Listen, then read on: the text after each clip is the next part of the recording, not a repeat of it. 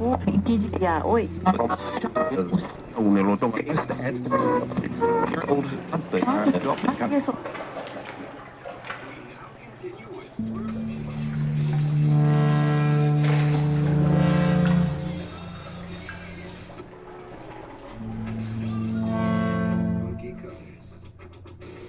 Shapes that swing. Impossible. Game level big even it is virtual. After the honeymoon, but when I got back and I found out that he'd stolen Bennett, lies had gotten all of us. No. No!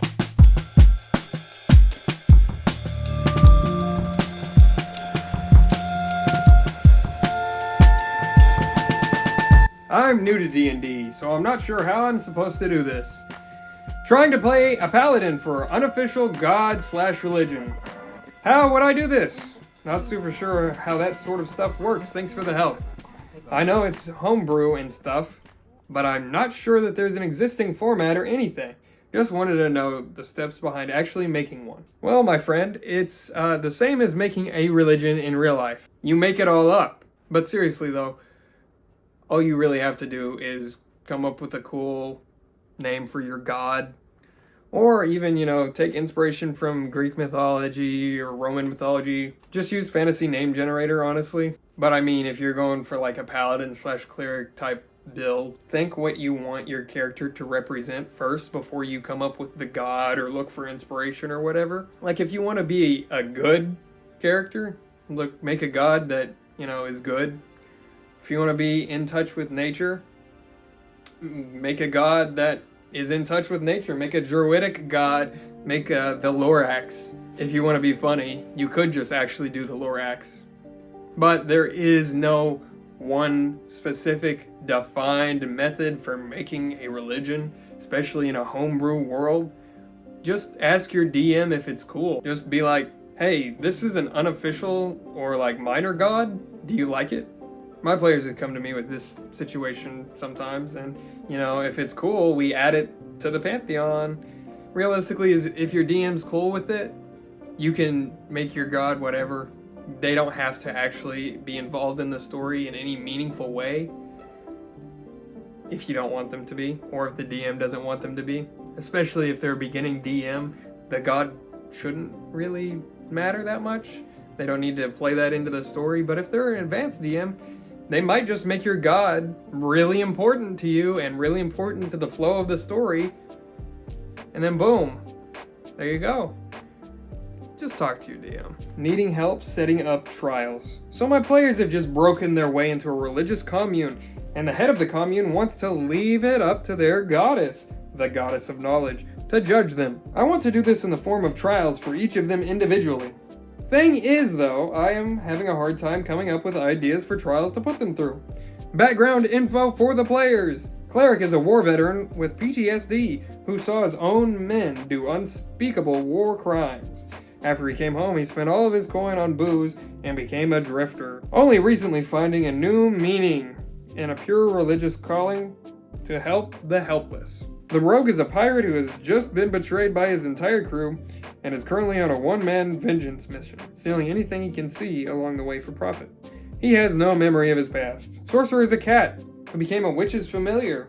She unlocked her magical potential through this witch and eventually ran away, turning a witch hunter into a frog and adopting him as her own familiar. Doesn't really care about anyone or anything, and loves using fire and explosions. Thank you for any and all the help you can give. I like pushing the story forward using storytelling rather than fights and such, and even in unexpected ways. So here are my ideas. This is the goddess of knowledge. Perhaps it's not too concerned with the goodness or the evil of the characters. Perhaps these trials are more like lore dumps. So, I would like to introduce a new enemy. Perhaps they are already helping your big bad. A warlock that controlled the cleric's men and caused them to commit such unspeakable acts, though the character didn't want them to. The same warlock, for some reason, wiped the memory of the rogue and wanted the pirates to betray them. Perhaps the same warlock was indebted to this witch, which the sorcerer was the familiar of. Let me explain more. For the cleric, it should be revealed that a third party, or perhaps on the enemy side, there is a mysterious figure with a staff who clinks it one time, and suddenly the cleric's men go crazy. And they start doing unspeakable acts, causing the down spiral of your cleric. Perhaps the rogue, once upon a time, worked for this warlock and gave them something. Perhaps an amulet that gave him a lot of power.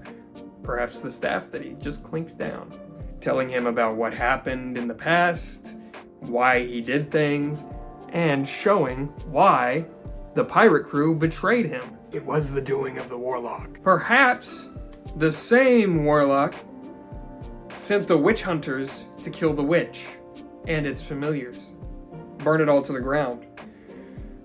Who knows? But that's just my ideas. Maybe I don't have the same view of the goddess as you, the writer, do. Of course, the context matters more than anything. Hopefully this makes sense. I kind of rambled a little bit. I've been talking for about 30 minutes about this question, so hopefully this cuts down a little bit, and I helped you. All right. Mute wizard? Question mark? Hypothetical here.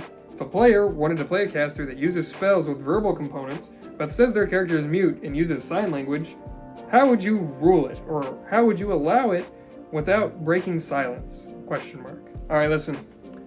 The rules say that you would have to use the verbal component, especially considering the way you use your hands is, I believe, called the somatic component. But the rule of cool says otherwise.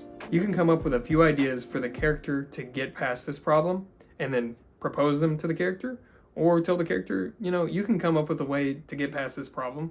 Sign language isn't quite going to work because it's somatic already, but here are a few ideas that you can propose to them, especially if you haven't started your campaign yet. Maybe they have a little friend. What I'm getting at is perhaps that they have a familiar that does the talking for them. It can even be like a little scamp who messes around with stuff.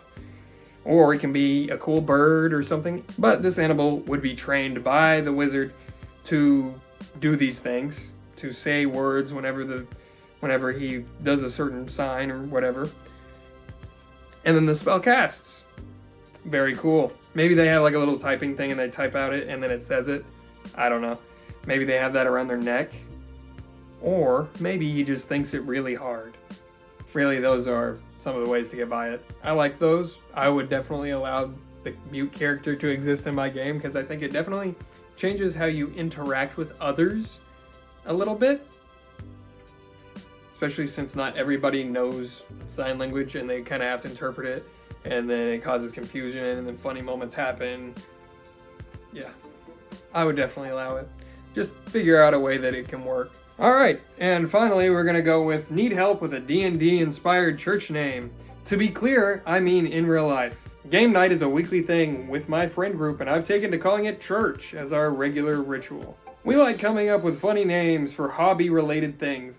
Some examples we have are Dragon of Icespire Peak, Dragon of Dankspire Peak.